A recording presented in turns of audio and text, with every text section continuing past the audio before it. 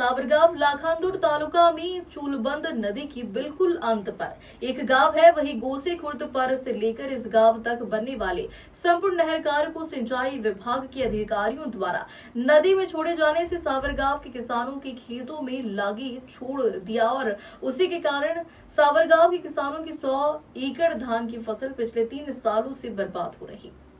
उसी के कारण सावरगांव के किसानों की 100 एकड़ धान की फसल पिछले 3 सालों से बर्बाद हो रही है। धान की फसल का नुकसान नहर के अधूरी व घटिया निर्माण के कारण हुआ है। ये मालूम होते हुए भी सिंचाई विभाग के अधिकारी अतिवृष्टि के कारण नुकसान बताकर किसानों को गुमराह कर रहे हैं। इसके लिए 3 साल से किसानों ने बार बार शिकायत करने के बाद भी अधिकारी किसानों की बात सुनने के लिए तैयार नहीं है और अधिकारी अपनी मनमानी कर रहे।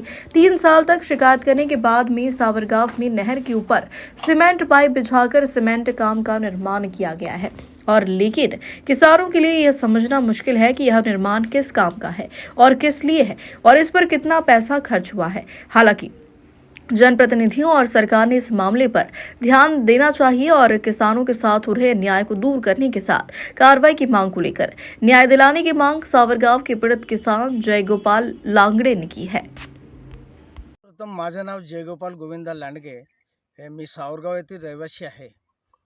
गेल्या 3 वर्षापासून सावरगाव इथे नहराचे कामं अपुरे राहिलेले आहेत, ते पूर्ण अजूनही झालेले नाही आहेत आणि त्यामुळे या सावरगाव येथील 100 एकर शेती पाण्याखाली बुडून दरवर्षी धानाचे नुकसान होते आणि शेतकऱ्याला खूप खर्च सहन करावा लागतो। आता हा जो तुम्हाला बांधकाम दिसतो आहे हा किती निकृष्ट दर्जाचा आहे आणि हा काय बांधकाम आहे हे सुद्धा शेतकऱ्याला कळत नाही आहे।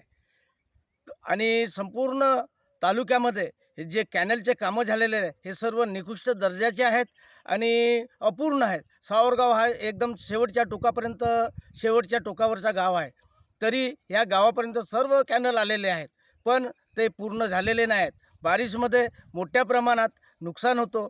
मग इथे बारिशमध्ये कर्मचारी येतात आणि ते म्हणतात की अतिवृष्टी आहे। अतिवृष्टी जर होतेच तरी पण प्रामुख्याने जास्तीत जास्त ह्या कॅनलमुळे सर्व शेतकऱ्याची अतोनात नुकसान होत आहे। आम्ही कितीदा तरी तक्रारी केल्या परंतु ते कर्मचारी शेतकऱ्याचे ऐकून घेत नाही आहेत आणि या तालुक्यातच पूर्ण निकृष्ट दर्जाचे कामं आहेत, त्याच्यामुळे शेतकऱ्याला खूप अडचणी निर्माण होत आहेत।